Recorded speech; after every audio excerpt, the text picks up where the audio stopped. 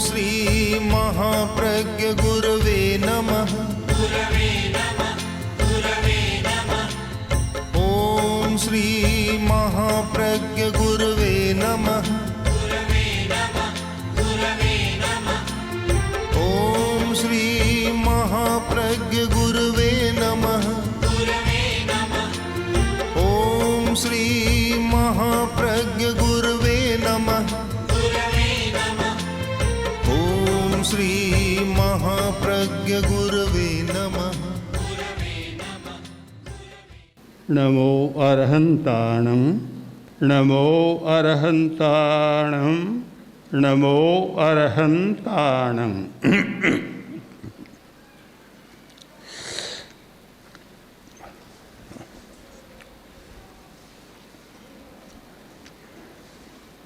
प्रेक्षा ध्यान का शिविर चल रहा है और उसमें भाग लेने वाले एकाग्रता की साधना कर रहे हैं कि मन बहुत चंचल है, टिकता नहीं, अनेक समस्याएं पैदा करता है। वह एकाग्र बने और मन की एकाग्रता सत्य है तो बहुत सारी समस्याएं सुलझ जाती हैं। चंचलता के द्वारा अनेक समस्याएं पैदा होती है और मन एकाग्र होता है, चंचलता मिटती है तो बहुत सारी समस्याएं भी सुलझ जाती है। हमारा एक प्रसिद्ध सूत्र रहा है कि मन की चंचलता अधिक है तो राई जैसी समस्या पहाड़ बन जाती है और मन की एकाग्रता है तो पहाड़ जैसी समस्या राई जैसी बन जाती है। समस्या बड़ी छोटी नहीं होती, समस्या मन की चंचलता उलझा देती है, समस्या को और आगे जटिल बना देती है और बड़ा बना देती है। एकाग्रता हो तो बड़ी को छोटा भी बना देती है। तो इसकी साधना कर रहे हैं कि एकाग्रता हो और हम मन पर नियंत्रण कर सकें। उपासक शिविर में भाग लेने वाली उपासना की आराधना कर रही है। उपासना एक बहुत बड़ा तत्व है और इसका बहुत भारतीय संस्कृति में मूल्य रहा है। उपासना, उपासना का मतलब ही होता है कि निकट बेचना। उपासना निकट बेचना। अब किसके निकट बेचना? कोई माने कि मेरा इष्ट है उसके निकट बेचना, आत्मा, हम माने कि आत्मा के निकट बेचना। और जो आत्मा के निकट बेचने का अभ्यास करता है वह बहुत सारी समस्या को सुलझा देता है। बहुत बड़ा तत्व है उपासना। उपासना का, भक्ति का मध्यकाल में भारतीय संत परंपरा में बहुत मूल्य रहा है। अब ये दोनों साधना कर रही हैं, किंतु एक बात पर ध्यान दें कि ये साधन है, लक्ष्य नहीं है। हम करना क्या चाहते हैं इस पर विचार करें। चाहे प्रेक्षा ध्यान की साधना करें, चाहे उपासना की आराधना करें, आखिर हमारा लक्ष्य क्या है? जब तक लक्ष्य का निर्धारण नहीं होगा, शिविर कब तक साथ आएगा? 7 दिन का शिविर, 10 दिन का शिविर, ये 365 दिन में 7 दिन आपने कुछ किया, उससे क्या फर्क पड़ेगा? लक्ष्य यह बनाएं कि जीवन शैली को अच्छा बनाना है। यह लक्ष्य, चाहे प्रेक्षा ध्यान की साधना करे, चाहे उपासना की करे, लक्ष्य है जीवन शैली को अच्छा बनाना। और जिसकी जीवन शैली अच्छी नहीं है वह आज के समस्या भरे युग में अच्छा जीवन नहीं जी सकता। अच्छा जीवन जीने के लिए जरूरी है कि मूल बात को पकड़े। और आचार्य तुलसी ने जैन जीवन शैली के 9 सूत्र बतलाए थे। अगर हम उस पर ध्यान दें तो एक समग्र जीवन, शांतिमय जीवन। अब संक्षेप करें कि हमारी जीवन शैली कैसी हो, तो जीवन शैली का एक सूत्र है जो 9 में से ही है, वह है अहिंसा। अब एक गृहस्थ हिंसा से बच नहीं सकता, उसके लिए एक शब्द भगवान महावीर ने दिया, बड़ा महत्वपूर्ण शब्द है, और वह है अनर्थ दंड विरति। हम अनावश्यक हिंसा न हो। बस अगर यह चेतना जाग जाए और जीवन शैली का अंग बन जाए कि मैं अनावश्यक हिंसा नहीं करूँगा, शायद अनेक समस्याएं सुलझ जाएगी। आज के युग में जहाँ की बिना मतलब हिंसा हो रही है, केवल अपने लोभ के कारण जंगलों की कटाई हो रही है, पृथ्वी का खनन हो रहा है, दोहन हो रहा है भूमि का, और मनुष्य जानबूझकर पर्यावरण को दूषित कर और भावी पीढ़ी को मरने की तैयारी में झोंक रहा है। अगर एक बात आ जाए कि मैं अनावश्यक हिंसा नहीं करूँगा, तो एक उत्तम जीवन शैली, आज कोई पूछे कि सबसे बढ़िया जीवन शैली कौन सी, क्योंकि आज जीवन शैली पर सब जगह विचार हो रहा है। लाइफ स्टाइल चेंज होनी चाहिए, हमारी बदलनी चाहिए, इस पर बहुत विचार हो रहा है।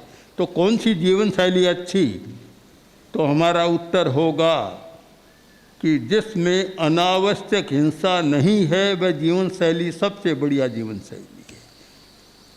दूसरी कि जिसमें उपभोग का संयम है, अनर्थ दंड की विरति है, उपभोग की विरति, उपभोग का संयम है।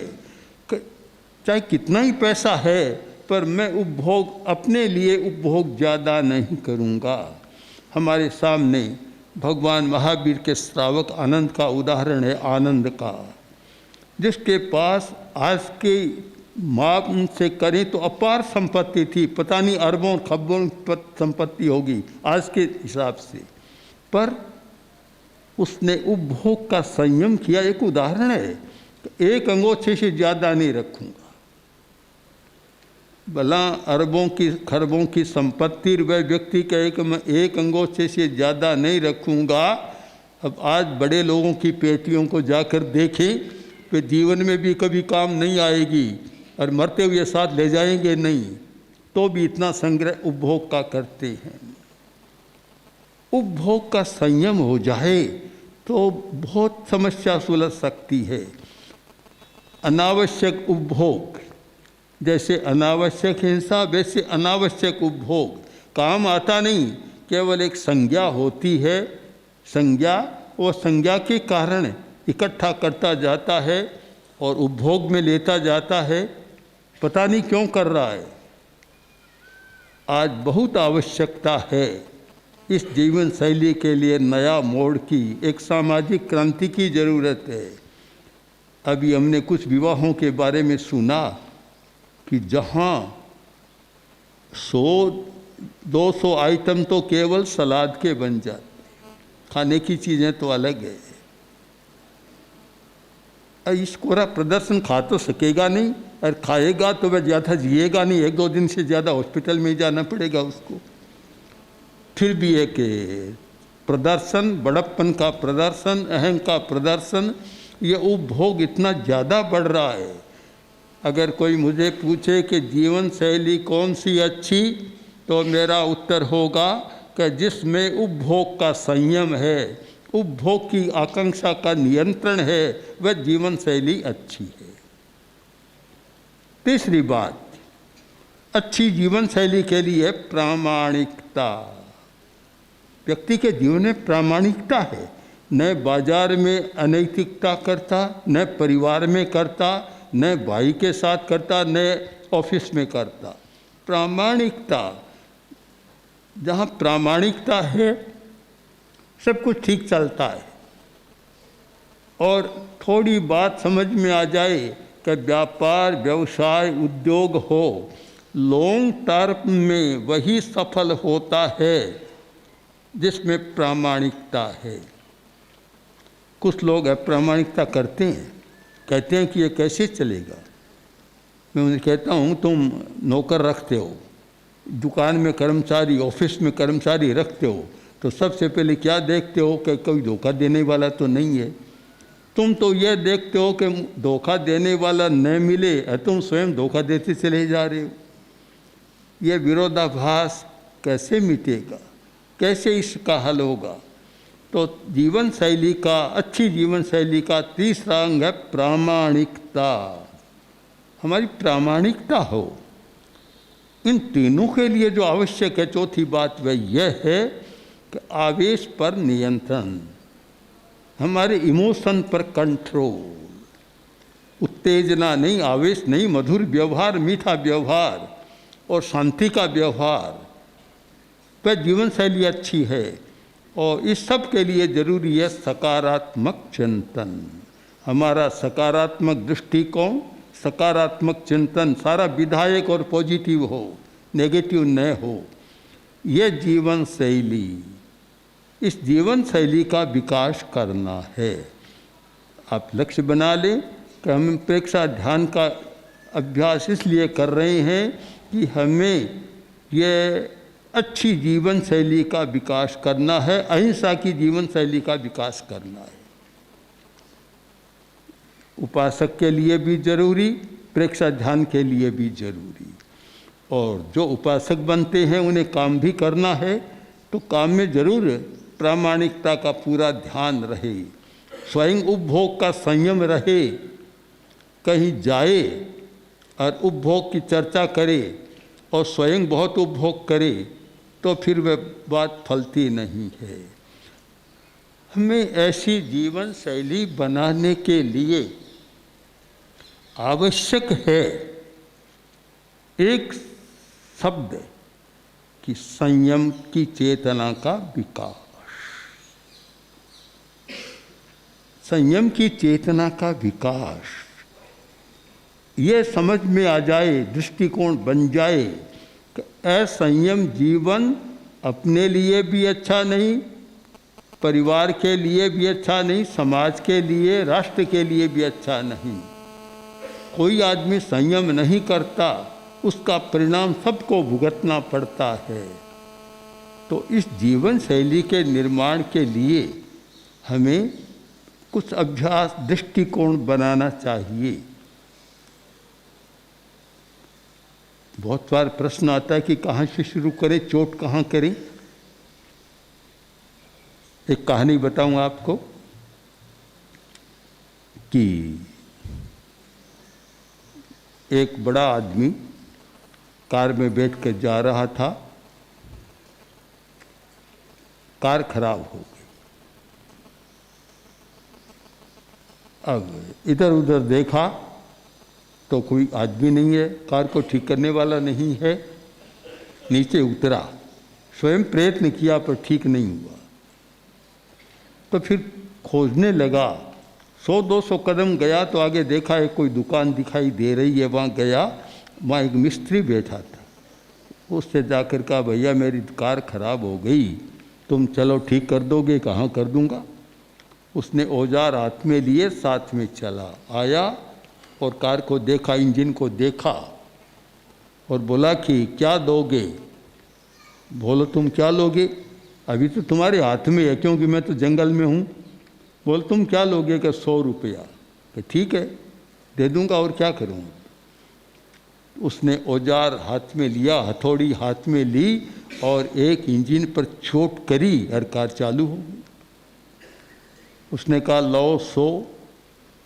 तो उस व्यक्ति ने कहा, अरे भैया वचन दे दिया, शर्त लगा दी, देना तो पड़ेगा, पर तूने मुझे ठग लिया, अन्याय किया।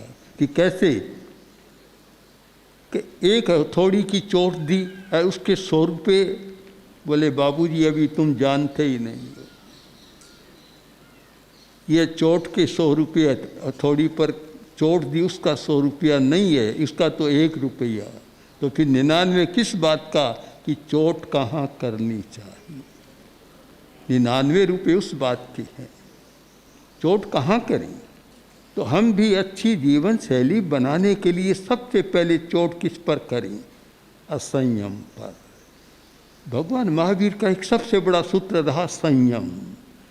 आचार्य तुलसी ने भी जब अणुव्रत आंदोलन का प्रवर्तन किया तो इसी को चुना कि जिस पर चोट करनी चाहिए कि संयम खलु जीवनम। जीवन क्या है? ये जीवन की इतनी सुंदर परिभाषा का संयम है तो जीवन है, संयम नहीं है तो अजीवन है। आज बहुत सारे वैज्ञानिक बार बार पता नहीं कितनी बार चेता रहे हैं कि संयम करो, ये आकाश को खराब मत करो, ये परत को खराब मत करो, बचाओ इसको, नहीं तो सारी दुनिया खराब हो जाएगी। और चेता रहे हैं कि समुद्र गर्मी बढ़ रही है, समुद्र का पानी ऊंचा आएगा, उधर हिमालय के ग्लेशियर भी तेज़ी से पिघल रहे हैं। कितनी चेतावनी देते हैं पर कोई ध्यान नहीं देता। बड़े बड़े राष्ट्र कॉन्फ्रेंस करते हैं पर ध्यान नहीं देते। बात तो बहुत अच्छी करते हैं कॉन्फ्रेंस में, जाने के बाद जैसा का तैसा पूर्ववत। इसका कारण कि संयम की चेतना जागृत नहीं है, संयम का मूल्यांकन नहीं है। तो ये प्रेक्षा ध्यान का अभ्यास करने वाले, उपासना की साधना करने वाले इस बात पर ध्यान दें, एक शब्द को पकड़ लें कि जो भी करूँगा वह संयम को सामने रख कर करूँगा, असंयत प्रवृत्ति नहीं करूँगा। संयम सामने रहेगा कि ये ध्यान रहेगा कि मैं कोई ऐसी प्रवृत्ति तो नहीं कर रहा हूँ कि जहाँ असंयम हो रहा है और संयम की कमी आ रही है। इस प्रकार की चेतना जागृत हो तो इस चेतना के द्वारा काफ़ी परिवर्तन आ सकता है। तो मैं फिर उस बात को दोहरा दूं कि हमारे सारे प्रयत्न का लक्ष्य क्या है। हम लक्ष्य पर विचार करें, साधन और लक्ष्य दोनों है, एम एंड मीन्स। हम लक्ष्य पर और साधन पर विचार करें। हम जो कर रहे हैं यह साधन पर तो विचार कर रहे हैं, पर लक्ष्य पर विचार करें कि हम क्यों कर रहे हैं, हमारा लक्ष्य क्या है। कि हमें संयममय जीवन शैली का निर्माण करना है जिससे हम जी सकें और दूसरों को भी जीने में बाधा न डालें। दूसरों को भी जीने का अधिकार है। एक आदमी ज़्यादा उपभोग करता, असंयम करता है तो दूसरों की रोटी छीनता है। कोई एक बहुत भारी भरकम आदमी था, पेट बड़ा हुआ, शरीर भी बड़ा ताज़ा, तो दुकान पर गया और भाव पूछा अनाज का। तो उसने कहा इतना महंगा। अरे इतना अनाज महंगा है, आखिर इतना पैदा जाता कहाँ है? तो दुकानदार बोला आप जैसे लोगों के पेट इतने बड़े हैं कि चला जाता है। तो असंयम ये जीवन की सबसे बड़ी समस्या है। हम संयम करना सीख जाएं, एक संयम को पकड़ लें कि हर प्रवृत्ति मानसिक, वाचिक, कायिक, आजीविका की, जीवन रोटी की कोई भी प्रवृत्ति करेंगे, खाएंगे तो भी आहार का संयम। आज बहुत सारी बीमारियां इसीलिए पैदा हो रही है कि आहार का संयम नहीं है। आदमी जानबूझकर अपने लिए मृत्यु शैया को निकट कर रहा है असंयम के कारण। आपस में परिवारों में कलह होता है, इसका कारण क्या कि वाणी का संयम नहीं है। और स्वयं तनाव में जाता है, डिप्रेशन तक चला जाता है, कारण का मन का संयम नहीं है। न मन का संयम, न वाणी का संयम, न शरीर का संयम और न व्यवहार का संयम। तो हम एक बात को पकड़ लें कि हमारी जीवन शैली वह संयम प्रधान जीवन शैली हो, तो मानता हूँ कि आपकी साधना का लक्ष्य बहुत सफल होगा। ओम ओम श्री महाप्र